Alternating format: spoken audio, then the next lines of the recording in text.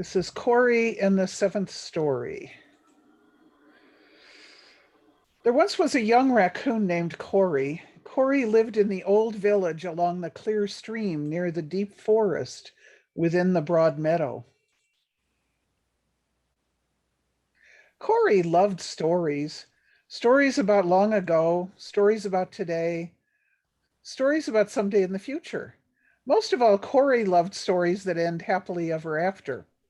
Every morning, Corey woke up full of excitement for the day's adventures, climbing trees, crossing creeks, and exploring new places with Owl, Corey's best friend. One day, Corey went on a walk through the old village. Owl, as usual, flew along. The young raccoon saw Fox and Badger fighting. They snarled and screeched. They scratched and bit. Finally, Fox ran away in defeat, and Badger turned to Corey. "You like stories, so here is mine," he growled. "Fox had a shiny object. I wanted it, so I took it. Now everyone will be afraid of me, so I can take whatever I want. I'll take over Old Village just like our ancestors did when they first pushed the residents away. I will rule by tooth and claw over the Old Village, and I will live happily ever after." From that day forward, Badger started pushing everyone around to get his own way. He took whatever he wanted. Everyone in the Old Village was afraid of him and very, very sad. "Poor us," they said. "Life is so unfair." Who will help us?" cried Owl.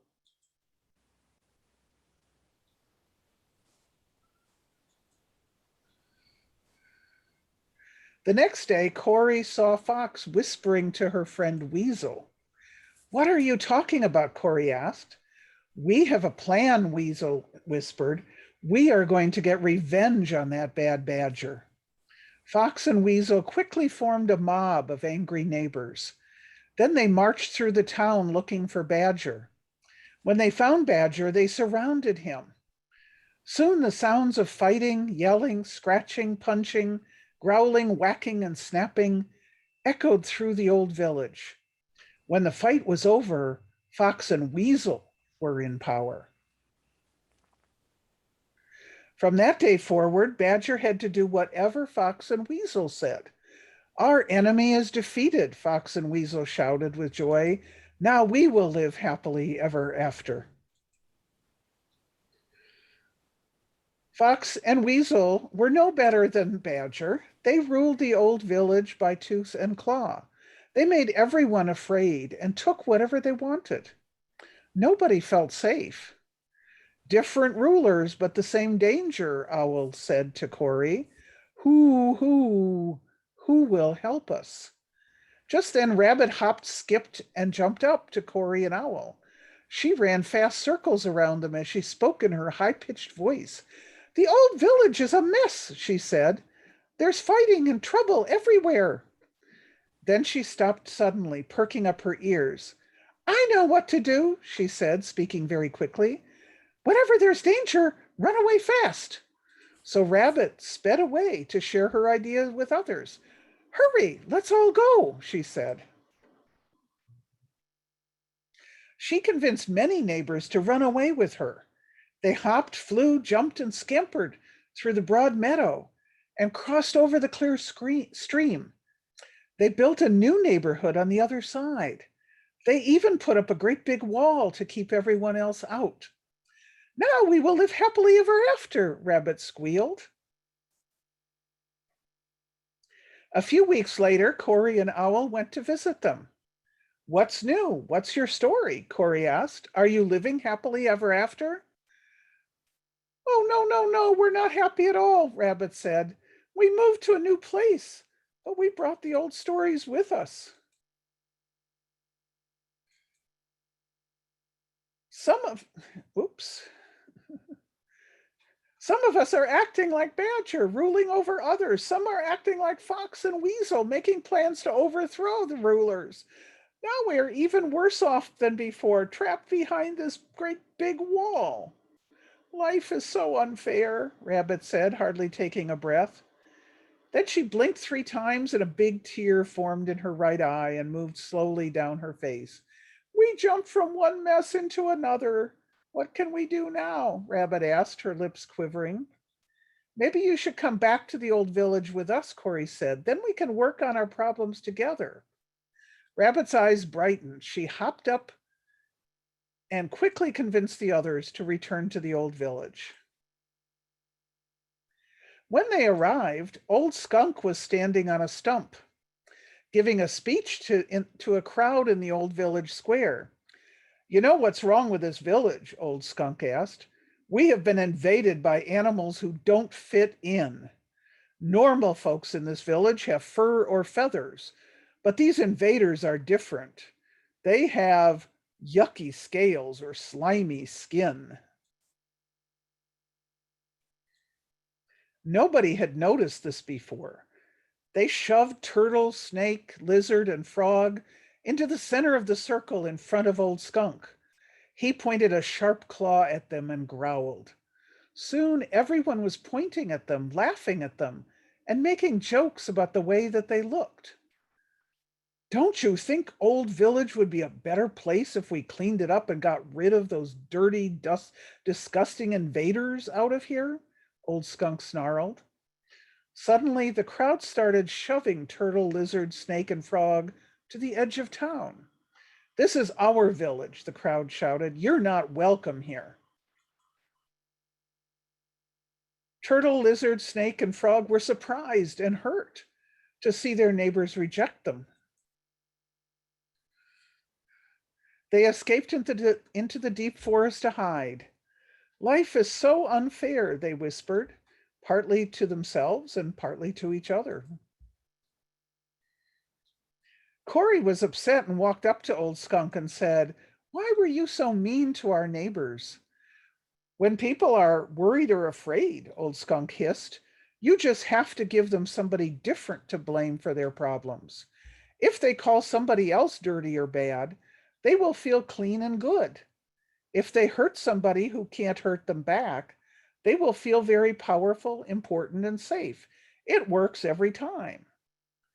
Corey said, but that's wrong. Old Skunk stepped back and looked at Corey from head to toe. He said, have you ever noticed that most folks in this village don't have a mask or a ringed tail? Old Skunk showed his sharp teeth, and Corey wasn't sure whether he was smiling or snarling. The next day, Corey went for a walk and noticed something really strange. Almost everyone was wearing baggy gray coats, and nobody smiled and said hello. They just walked quickly down the street, looking as if they were in a hurry, and looking a bit worried. When Porcupine walked by, Corey stopped him. What's going on here? Corey asked. Why are you covering up what makes you special? Porcupine looked around nervously and then whispered, I don't want Old Skunk to see my quills. I'm afraid he will laugh at me and then I will have to go hide in the forest. Skunk has ruined everything for everyone. Now we will have to wear these ugly coats for the rest of our lives. There's nothing we can do about it. He shook his head and rushed quickly away. Corey's neighbors lived in a gray world of sameness and fear. Life is so unfair, they cried, feeling very sorry for themselves. Who will help us? Owl asked. That's when Badger remembered something. He remembered how happy he was when he first stole the shiny object from Fox. He went to talk to her. We could make everyone happy, he said, if we sold everyone shiny objects. We also could get very rich. So Badger and Fox built a new shiny object factory. Soon everybody in the old village was buying shiny objects. They wore shiny objects as jewelry. They played with shiny objects as toys. They put shiny objects in their houses and used them to decorate their baggy gray coats. Who has the most shiny objects? Mouse asked. Who has the biggest shiny object? Deer wondered. Who has the most money from making and selling shiny objects to everyone? Fox and Badger asked, laughing because they knew the answer. After that, Corey heard neighbors telling shiny object stories everywhere. Just a few more shiny objects, they said, and we will live happily ever after. Corey wanted to believe them, but looking around, Corey didn't feel happy. Badger and Fox cut down many beautiful trees to burn as fuel for their shiny object factory. The smokestack filled the air with smelly gray smoke. The shiny object factory dumped dirty water onto the ground and it flowed into the clear stream where the fish and tadpoles lived. Whenever there was a sports event or a concert, someone would interrupt with annoying shiny object commercials. And ugly shiny objects, big sale signs were popping up everywhere. Corey walked alone to the clear stream to sit by the water and think. We are in big trouble, Corey thought. Our stories are failing us. No one can live happily ever after in a world like this. Owl flew over to a perch in a nearby tree. They didn't say a word as they watched the water flow by and listened to its gentle music. Corey leaned over, looked down into the clear water, and saw a sad raccoon face smiling back.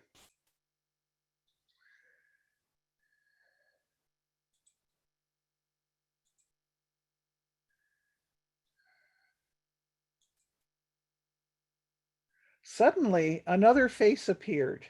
It was a large face with big brown eyes, a majestic creature that Corey had never seen before. Well, what are you? Corey asked, still staring at the reflection in the water. Are you a monster? I am a horse. My name is Swift. With that, Swift Horse bent down to take a drink from the clear stream just inches away from Corey. Corey's head slowly turned to take in the amazing creature. Her pointed ears, her long, sleek neck, her tall shoulders, her strong legs, her wide back, her coffee brown coat, her long, flowing black tail. I've never seen a horse before, Corey said. What is your story, Swift Horse? I am a poet from far away, Swift Horse said. I travel the world seeking wisdom and beauty, and I share what I find in well chosen words. I am happy to meet you, Corey said. I need wisdom and beauty because I have a very big problem, and the world feels very ugly to me right now. Swift Horse lowered her head and pointed her ears toward the young raccoon. Their noses were almost touching. Tell me, she said. My neighbors are living by stories that will only bring fighting, tears, and trouble, Corey said. Then Corey told Swift Horse about Badger taking power, Fox and Weasel taking revenge, Rabbit with some running away with some of the villagers, Old Skunk scaring away other villagers, Porcupine in the baggy gray colors, the rise of the shiny object factory, and all of Corey's sad neighbors who felt that life was so unfair. For a long time, Swift Horse listened to Corey, breathing in long, slow breaths. When Corey finished speaking, Owl called out from the tree behind them, from the tree above them. You know what she said. Who will help us? Swift Horse answered, maybe it's time for you to look within for the help you need. I have a plan. Climb on my back and I will explain. Corey scampered up the tree and dropped onto Swift Horse's back, and Owl joined Corey there. As they trotted along, Swift Horse shared their plan. When they reached Old Village Square, a crowd quickly gathered because no one had ever seen a creature as large and as beautiful as Swift Horse. Let's have a special meal in honor of our special guest, Corey said. Let's set up a big round table and let's all bring out our favorite food to share. But please, everyone, please leave your shiny objects at home. While their neighbors prepared the special meal, Corey and Owl rode Swift Horse out into the deep forest. They found turtle, lizard, snake, and frog and invited them home. As the sun was setting, they returned to the old village, riding on swift horses' back. They saw the big round table full of delicious food. Corey gave the furless, featherless neighbors the places of greatest honor, right next to Swift Horse.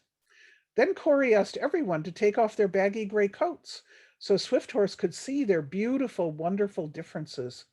As they ate their meal, Corey's neighbors told their stories, stories from their own lives, and stories from the long ago days of their own ancestors, stories of hope and joy, stories of pain and sorrow. Swift Horse listened carefully to every word. After the meal, Corey turned to Swift Horse. Would you recite one of your poems for us? She nodded her head, looked at each guest with her big brown eyes, and began to speak. She nodded her head. Um, Her gentle, strong voice sounded like a song. 6 old stories wherever I go. The same 6 stories are running the show. The story of power to dominate. The story of striking back with fury and hate. The story of running to find a safe place or pointing at others to shame and disgrace.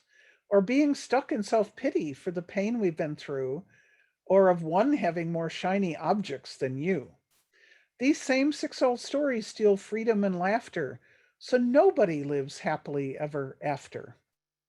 Swift Horse began walking around the table as she continued her poem, her hooves clip-clopping to the rhythm of her words. There's a new 7th story to live by, my friends, a new 7th story without us and them, of working for fairness in all that we do, of refusing to strike back when others strike you, of facing our problems and not running to hide, of not letting our differences make us divide, of turning our pain into compassion for others, of not wanting more than our sisters and brothers. The new 7th story that I'm speaking of is the story of peace, and the hero is love. For a long, long time, there was only the sound of the wind in the trees and the sound of the horse's hoofs. Swift Horse stopped walking and spoke again. My friends, the most wonderful story in the universe is the story of love, growing and spreading from one heart to another. We all get to play a part in that story.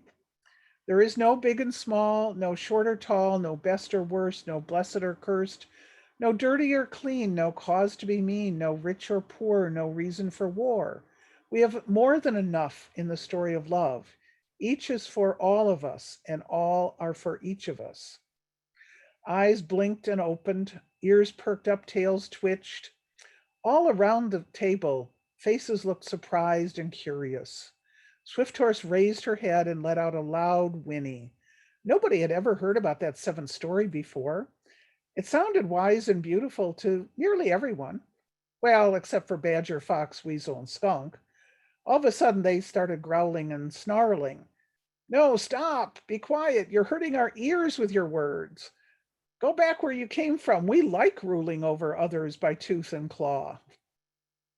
We like making more and more money by selling more and more shiny objects. We will never, ever have enough, and we will never, ever live by your silly 7th story. Go away and never come back, you big, ugly donkey. And those 4 started throwing leftover food at Swift Horse. And they threw their plates and silverware too. They snarled and said terrible words to her. She began walking away and then turned back, her eyes so sad. In her gentle but strong voice, she said, drive the poet away, but this story will stay. Long after I'm gone, the story lives on. Her words only made them more angry. They jumped up from the table, ran toward her, and snapped at her legs. They drove her out of the village to the edge of the clear stream near the deep forest. Nobody knows for sure what happened to Swift Horse after that. Whatever happened, Swift Horse has never again been seen in the old village. Since that day, Badger and Fox have been getting richer and richer. The sky is getting smoky and the stream is getting murky because of the shiny object factory. Old Skunk still says terrible things about neighbors without fur and feathers. Many feel that life is very, very unfair. But Swift Horse's seventh story is still alive in many hearts, which means that a surprise is coming. Late in the day, as the sun is setting, you can find more and more animals walking out of the old village to the stream to talk with Corey and Owl about the seventh story. Fox even joins them sometimes. They leave their shiny objects home. They take off their baggy gray coats and let their beautiful differences show. They recite Swift Horse's poem and they all bring food and share a meal. They build a glowing fire and sit in a circle around it. After a while, Corey knows it's time to speak. Swift Horse was right, Corey said. The old stories separate the old village into us and them, us ruling over them, us overthrowing them, us getting away from them, us bullying and rejecting them, us feeling sorry for ourselves because of them, or us having more shiny objects than them. But this is the truth. There is no them. We all are part of one great, big, beautiful, wonderful us. We can all choose to be part of a healing story, the story of love. This story can set us free. This story can lead to a happy ending for everyone. Who will choose the seventh story? Owl asks. Corey looks each person in the eye and asks three simple questions. Which stories are you living by lately? How are they working out for you? How can we live the seventh story together?